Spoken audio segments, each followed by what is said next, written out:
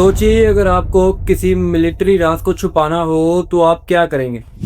क्या आप उसे किसी लॉकर रूम में बंद करेंगे या फिर आप उसे किसी ज़मीन में दफना देंगे? ये सवाल सुनने में जितना ज़्यादा इंटरेस्टिंग लग रहा है, इसका जवाब भी उतना ही ज़्यादा इंटरेस्टिंग है, क्योंकि इसका हल यूएस ने पहले ही निकाल लिया। अब ये बताने में बड़ा इंटरेस्टिंग है कि यूएस ने इसका हल कैसे निकाला। यूएस गवर्नमेंट ने बड़ा ही शानदार और डेंजरस तरीका निकाला। यूएस गवर्नमेंट ने उसको किसी तिजोरी में नहीं छिपाया।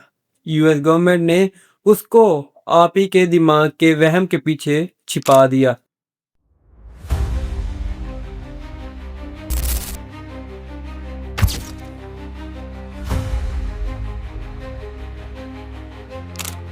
पिछले 70 सालों से जब भी एरिया 51 की बात हमारे दिमाग में आती है, तब हमारा दिमाग ऑटोमेटिकली एलियंस और फ्लाइंग सॉसर्स के बारे में सोचना शुरू कर देता है। हॉलीवुड मूवी से लेकर कॉन्स्पिरेसी थ्योरीज तक हमें हर बार यही बेचा गया। लेकिन आपको मैं बता दूं कि एरिया 51 में कोई भी हरे रंग का एलियन नहीं बैठा हुआ। वहां पर एक ऐसी cold calculated military intelligence strategy चल रही थी जो पूरी दुनिया की सोच को कंट्रोल कर रही थी।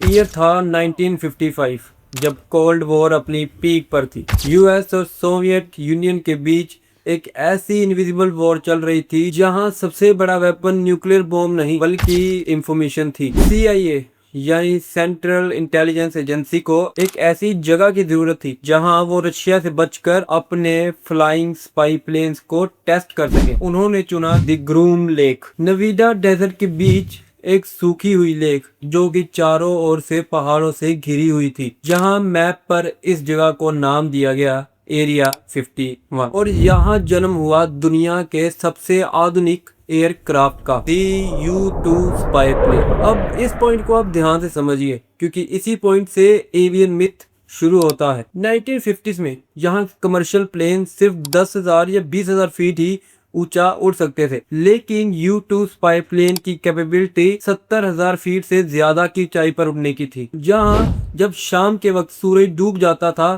तब लोगों को ये लगता था कि शायद आसमान में एक एलियन शिप जा रहा है, क्योंकि जैसे मैंने भी आपको बताया कि U-2 स्पाई प्लेन 70,000 फीट से ज्यादा की ऊंचाई छू सकता था। यहाँ उसके सिल्वर विंग्स सूरज की रोशनी को रिफ्लेक्ट करते थे और लोगों को ये लगता था कि आसमान में कोई यूएफओ जा रहा है। जब हजारों पायलट्स ने एयरफोर्स को यूएफओ साइटनिंग की रिपोर्ट भेजना शुरू किया, तब यूएस गवर्नमेंट के पास दो ऑप्शंस बचती थी। ऑप्शन नंबर 1 कि वो सारी सच्चाई को कबूल करें और जनता को बताएं कि ये सब उनका एक एयरक्राफ्ट टेस्टिंग मॉडल था, लेकिन इससे सोवियत यूनियन को उनके सीक्रेट सर्विलेंस प्रोग्राम का पता चल जाता। और ऑप्शन नंबर 2, उन्होंने वही किया जो काउंटर इंटेलिजेंस का रूल नंबर 1 कहता है, नेवर करेक्ट अ कन्वीनियंट लाई। जहां सीआईए ने चुपचाप एलियंस और यूएफओ की फेक न्यूज को फैलने दिया। उन्होंने एक फेक सिक्योरिटी कवर बना लिया। उनका मानना था कि अगर जनता को ये लगता है कि वहां एलियन लाइफ के ऊपर रिसर्च हो रही है तो उन्हें सोचने दो, क्योंकि जब तक लोग यूएफओ और एलियंस की बातों में लगे रहेंगे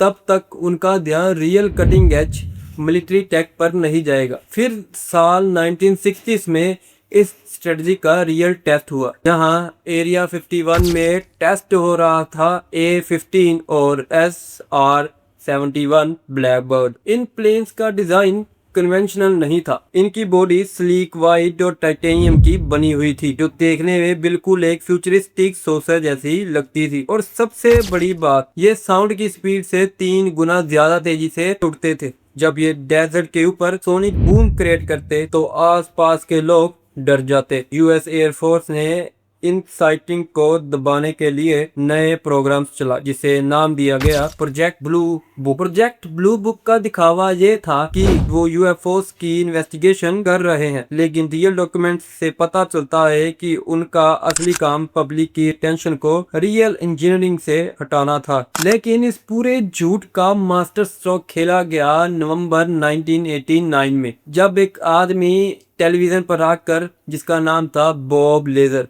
वो बताता है कि उसने S-15 नाम के एलियन स्पेस क्राफ्ट की रिवर्स इंजीनियरिंग देखी है।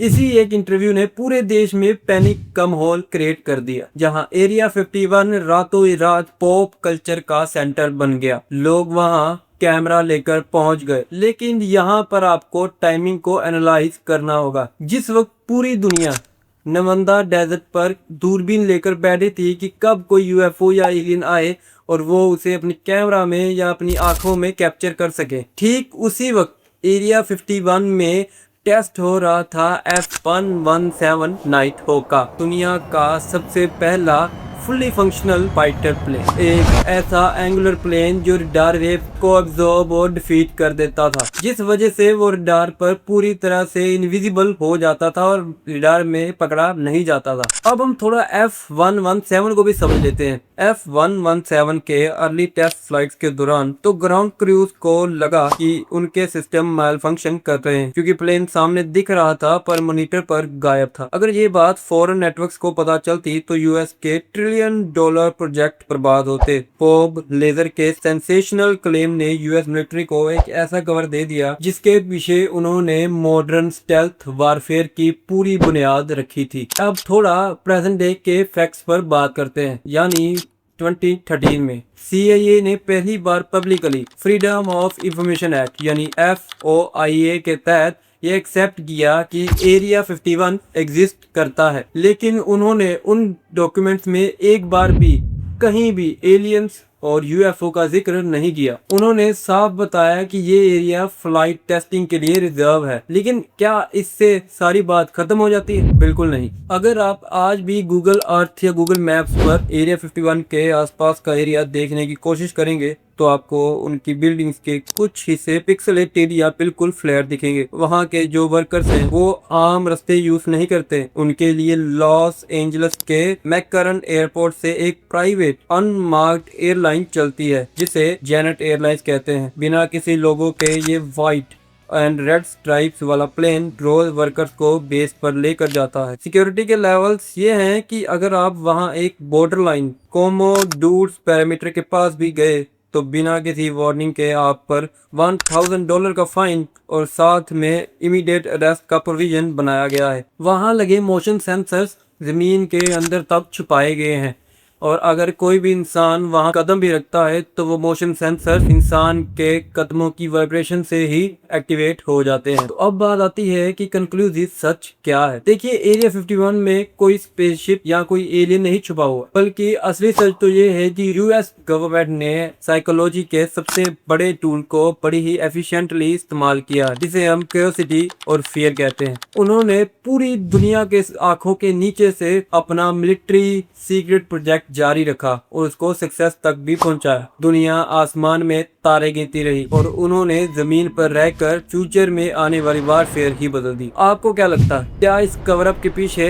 एक मॉडर्न ड्रोन है या फिर साइबर टेक्नोलॉजी है, या फिर सच में कुछ ऐसा है जिसे असलियत में छुपाना जरूरी था? आप अपने थॉट्स मुझे नीचे कमेंट सेक्शन में जरूर लिखिएगा। मेरा नाम है प्रभ और आप देख रहे हैं नैरेटिव्स बाय प्रभ। Thank you.